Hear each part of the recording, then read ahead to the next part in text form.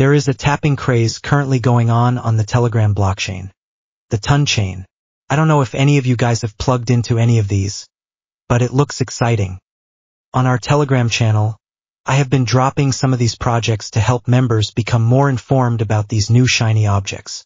If you are not on that channel, check the description for a link to join. But today's video is not about Notcoin or any of these tap projects. Today's video is about a project many people have called the next Bitcoin. I don't know who made that moniker for this project, but watch this video till the end to be sure if this is something you would like to invest some money in. So what is Kaspa? Simply put, Kaspa is an instantaneous validation transaction sequencing layer. This means that miners can promptly include transaction requests into the blockchain, supporting non-contemporary state updates. Kaspa describes itself as the fastest and most scalable Level 1 instant validation transaction layer leveraging a proof-of-work consensus mechanism. It's based on the BlockDAG or Phantom protocol, a scalable generalization of the Bitcoin consensus, implying it's theoretically as secure as Bitcoin since it draws no extra assumptions. Instead of abandoning parallel blocks like legacy blockchains, Phantom lets them coexist and arranges them in consensus. Generally, Kaspa is the Bitcoin consensus in its simplest form. To achieve full decentralization, Kaspa is community-based and open-sourced. There are too many technicalities in there, but stay with me. What exactly are they trying to solve? One of the major issues with the Bitcoin consensus, which Kaspa strives to solve, is that a network attacker only needs to issue slightly fewer blocks than the authentic work because of the frequency of isolated blocks in regressing transactions. Therefore, a 51% attack essentially requires less than 51% of computation power. This literally appears to be a small issue, and there's a slight difference between a 50.1% and a 49.9% attacker. The problem arises when developers increase the network throughput by improving the block rate or size. They inevitably increase the isolation rate, hence undermining network security. In case you don't understand all these, let me use an analogy to explain further. Imagine a relay race where each runner passes a baton to the next runner. In a perfect race, the baton is passed smoothly from one runner to the next without any delays. However, if the race gets too crowded with too many runners representing an increase in network throughput, it becomes more likely that some runners will drop the baton or get isolated from their teammates. Now, think of the attackers as runners who want to disrupt the race. If they need to run slightly fewer laps than the legitimate runners to win, they don't need to be much faster.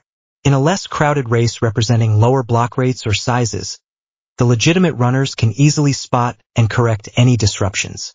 But in a crowded race, the higher chance of dropped batons and isolated runners means the attackers have an easier time causing disruptions.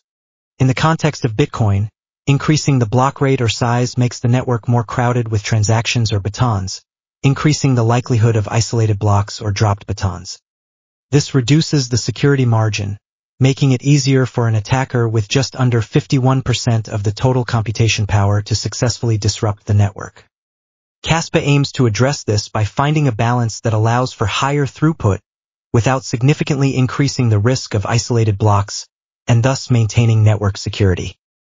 So, another important question is, how are they doing this?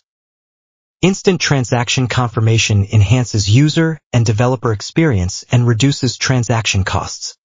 Kaspa achieves this by reducing its consensus mechanism latency. Besides, Kaspa peripheral nodes prevent severe front-running and minor extractable value threats. Thus, users don't have to worry about the issue of miners and trading bots manipulating network activities to exploit them.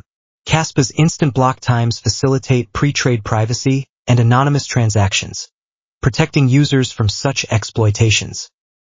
There are so many things I want to cover, but these few things should give you the needed understanding of what Kaspa does and why. Now let's look into the Kaspa coin. KS coin is the native token of the Kaspa blockchain, whose main objective is to power the whole network. It is used to pay for transaction fees and other forms of developers' fees, and it is also used as an incentive to reward miners.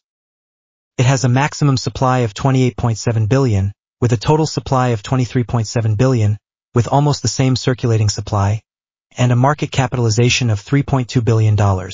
while selling for about 0.13 cent. As for my own opinion about this project, it looks like another project trying to solve the trilemma issues of the blockchain. They are not the first and not sure they will be the last. But if they are able to build a solid community around them, then they may be up to something. Guys, let me know what you think about Kaspa in the comments section. Alright guys, give this video a thumbs up if you learned something new. Share and subscribe to encourage the work that we do. Don't forget to check the description below for our Telegram channel link, where we would be sharing fascinating crypto information. Till I see you again, stay curious and keep learning.